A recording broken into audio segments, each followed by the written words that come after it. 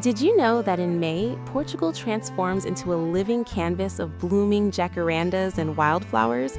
But with temperatures swinging from balmy beach days to chilly evenings, forgetting the right layers could leave you shivering through a sunset fado performance. Picture this. You're stepping off the plane in Lisbon, the air alive with the scent of fresh pastéis de nata wafting from corner bakeries, and the sun casting a golden glow over the seven hills. May in Portugal is that magical sweet spot where spring lingers just long enough to paint the countryside in vibrant hues before summer's heat fully arrives. The atmosphere buzzes with energy, streets fill with locals emerging from winter's grasp, outdoor cafes overflow with laughter, and the ocean calls with its refreshing waves. It's a time when the country feels reborn, inviting you to wander cobblestone paths, dip into azure waters, and savor the simple joys of Iberian life. But to truly embrace this, you need to pack smart, turning potential mishaps into seamless adventures.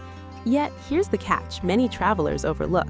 Portugal in May isn't the scorching summer paradise you might imagine from postcards.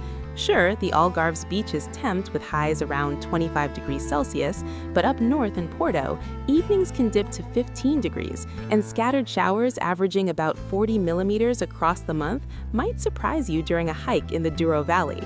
I've seen eager visitors arrive with only flip-flops and tank tops, only to scramble for scarves in Lisbon's windy alleys or miss out on festival fun because their sneakers slipped on rain-slicked tiles.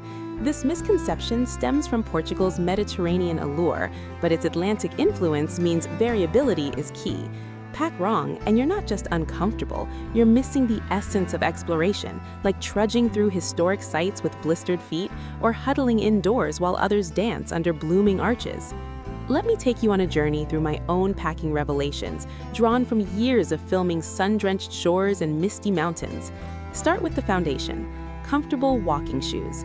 Portugal's terrain is a storyteller's dream, from Lisbon's steep inclines echoing the footsteps of explorers during the Age of Discoveries in the 15th century, when Vasco da Gama set sail from these very ports to chart unknown worlds. Those voyages required hardy boots for treacherous seas.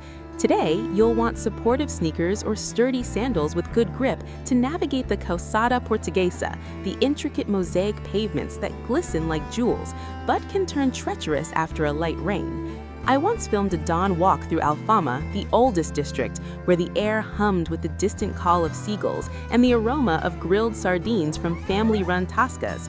Without my non-slip soles, I might have missed capturing the sunrise painting the Tagus River in pinks and oranges. Layers are your next ally, weaving comfort into every moment. May's days often hover between 18 and 23 degrees Celsius nationwide, with up to 10 hours of sunshine inviting you to shed outerwear by midday. But as twilight falls, a light sweater or cardigan becomes essential, especially in coastal spots where the breeze carries whispers of the ocean's chill. Think breathable fabrics like linen or cotton.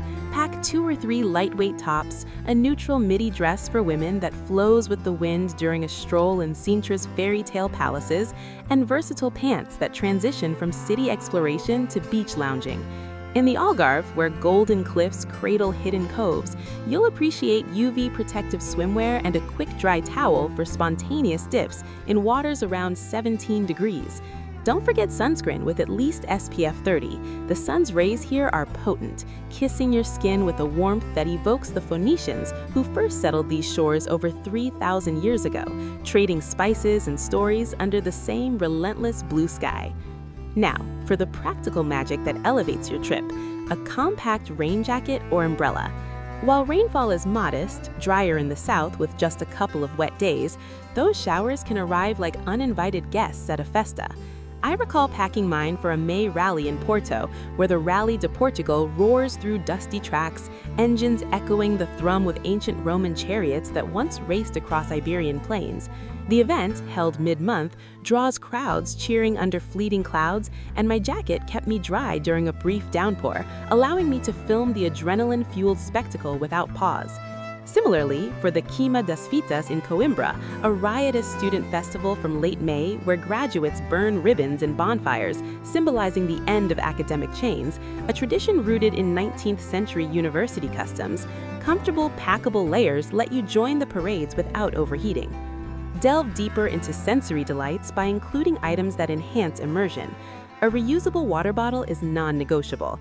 Portugal's tap water is pristine, and staying hydrated amid the floral scents of Madeira's Flower Festival, where streets become tapestries of petals in early May, keeps you energized for hikes through levadas, ancient irrigation channels carved by 16th century settlers. Pack a small day pack for essentials, like a power bank. European adapters are a must as outlets differ from those back home. A photocopy of your passport tucked in a concealed money belt to thwart pickpockets in bustling markets, and a few euros in cash for rural spots where cards might not swipe.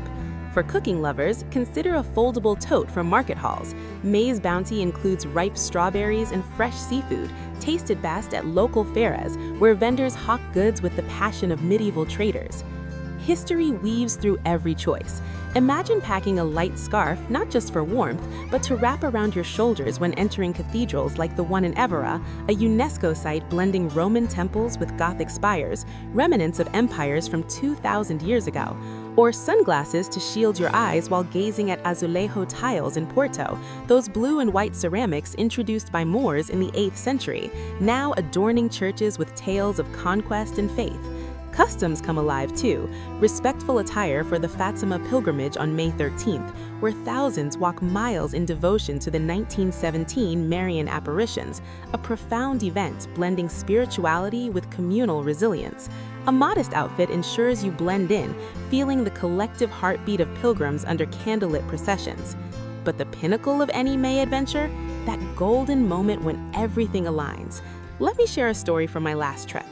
I ventured to a secluded beach near Sagres, the southwestern tip where Prince Henry the Navigator founded his school of navigation in the 1400s, launching the era that mapped the globe.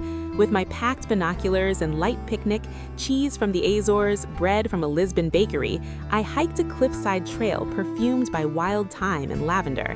As the sun dipped, casting amber light over crashing waves, I spotted dolphins arcing through the sea, a sight that felt like a reward for being prepared.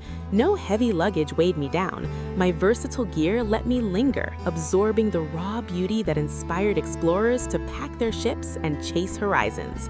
In the end, packing for May in Portugal isn't just about items, it's about crafting a mindset that embraces the unexpected, allowing the country's soul to reshape you. You'll return with stories etched in your heart, a deeper appreciation for its layered history from Roman ruins to Renaissance voyages, and senses awakened by flavors like Vinho Verde sipped on terraced vineyards. So, what's the one unexpected item you'd add to your May Portugal pack to make your journey unforgettable?